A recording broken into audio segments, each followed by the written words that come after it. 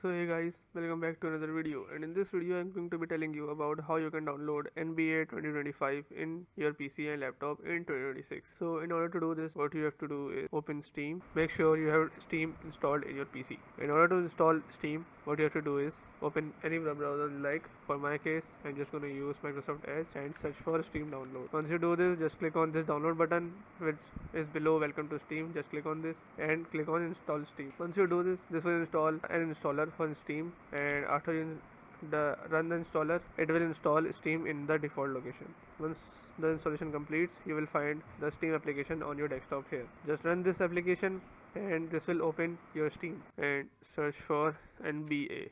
Once you do this, here you will find NBA 2K25. Just click on this. Then you can check everything here which will be shown, and you can always check system requirements. Always check system requirements before installing the game so you can have better understanding about how the game works and everything. After this, just click on the search for standard edition, and in front of this just click on add to cart. Then just click on view my cart. After this, just click on continue to payment and add your card details here. Once you add card details here and approve the payment, the game would be added to your library and would be ready to install.